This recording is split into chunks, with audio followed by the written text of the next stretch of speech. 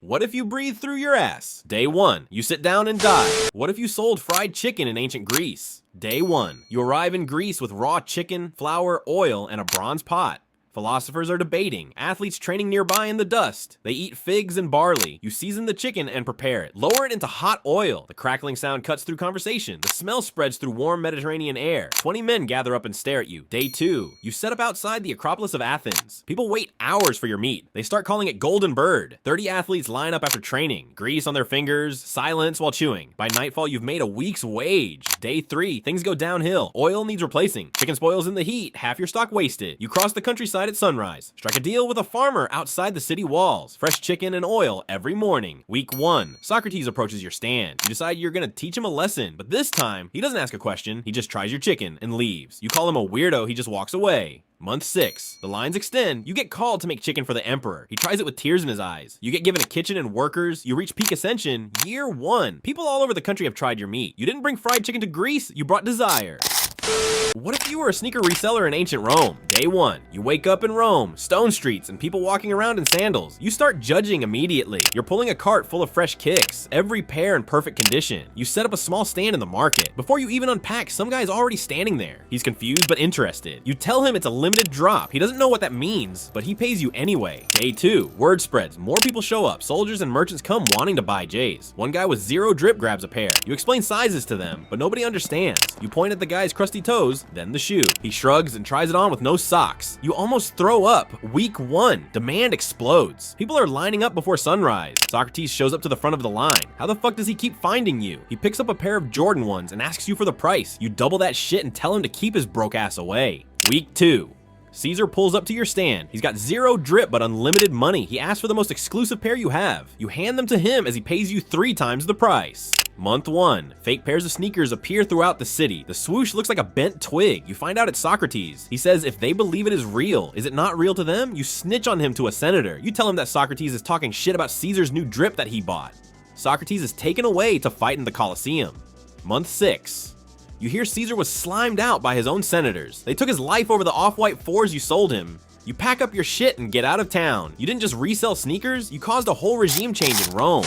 What if you opened a barbershop in ancient Greece? Day 1, you post up in the Athenian agora with clippers, a mirror, and a cape. This young runner sits down and says he's about to run the Olympic sprint. You bless him with a straight mohawk. Due to the extremely low wind resistance from the cut during the race, bro literally wins the championship. Day 3, word spreads. The Spartan soldier pulls up wanting to stand out. You hit him with a textbook Edgar cut. He instantly becomes the main character of the agora. Happily pays you triple and dips. Day 5, Socrates himself walks right up, sits down, and deadpan says, "Make me look wiser." You spend 2 hours locking in the island boy wicks and even throw in a free facial treatment. Socrates looks in the mirror and opens his mouth to speak, but you interrupt him. If the cut makes you look wiser, are you still wise without it? Bro stares at you wide-eyed for 30 straight minutes, then just leaves without saying a single word.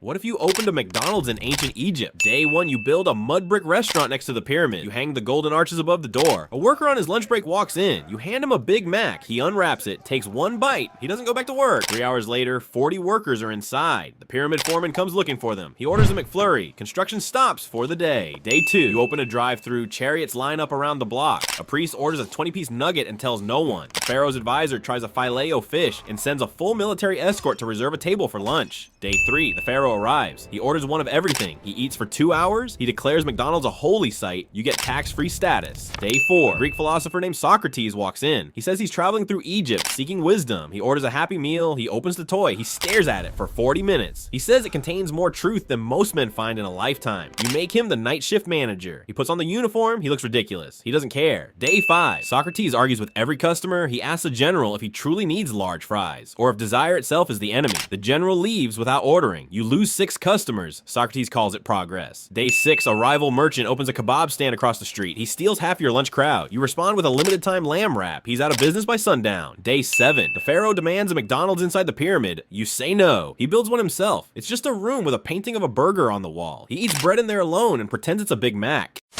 What if Bruce Lee woke up in ancient Greece? Day 1, you wake up outside Athens, 20 Spartan soldiers staring at your yellow jumpsuit. One whispers, "Why is the small man glowing?" A soldier throws a spear at your feet. Pick it up, you shake your head. You move. The spear is suddenly in your hand. Nobody saw you grab it. You hand it back. The soldier looks at it like it just teleported. Day 2, word spreads. People think you control time. So Athens sends their fastest messenger to test you. The messenger sprints across the city with a scroll. You follow him, walking. He reaches the temple gates out of breath. You are already there, leaning on the wall. Day 3, a group of philosophers invite you to debate. They ask, "What is the secret to your power?" You say, "Be like water." They spend 6 hours arguing about what that means. One man writes an entire scroll about soup. Day 5, a blacksmith asks you to break a stone block. You tap it once. The block splits perfectly in half. The blacksmith immediately offers you a job. You refuse. He offers more money. You refuse again. He assumes you are a wandering god. Day 7, Athens has a new problem. Nobody understands you. Every time someone asks how you fight so fast, you say the same thing. Be like water. The philosophers panic because now half the city thinks the secret to combat is drinking more water. 3 days later, Athens is the most hydrated city in ancient history.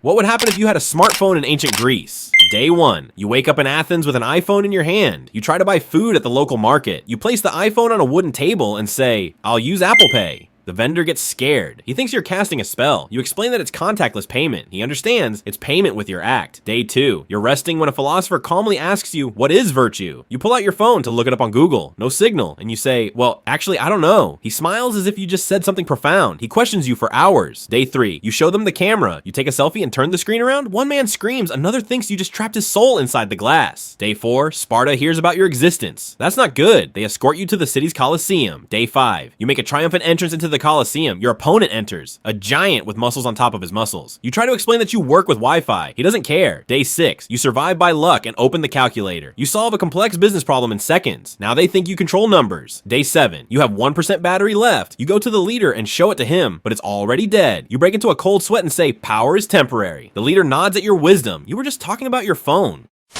Would you become rich selling pizza in ancient Rome? Day 1, you arrive in Rome with flour, cheese, crushed tomatoes, olive oil, and a clay oven on a cart. The forum is chaos, merchants shouting, gladiators passing through. You set up your station and start cooking. You stretch the dough perfectly and pull out the first slice. The smell cuts through smoke and sweat. Gladiators smell it. 20 men stop mid-step. Day 2, people start to queue up. You call it fire bread. You park near the Colosseum. 30 gladiators line up before training. 2 silver coins a slice. By noon, you've made a week's wage. Day 3, disaster. Cheese spoils in the Mediterranean heat. Nearly everything wasted. You cross the Tiber at sunrise and find a dairy farmer outside the city walls. Fresh cheese every morning. Crisis is handled. Week 1, Socrates is traveling by Rome. He asks you, if the dough is your power, what are you without it? You feel like throwing the pizza at him. Month 1, after the games, thousands pour out hungry. You sell 500 slices before sunset. A senator's advisor shows up, takes a bite. Next morning, you're summoned by the emperor. Now you cater private banquets. Gold replaces silver. Month 6, 12 workers, ovens across 3 districts. Legionnaires and gladiators eat your slices daily. Year 1, copycats everywhere. Sales dip. You sit above the forum and realize you didn't give Rome pizza, you gave them lagai.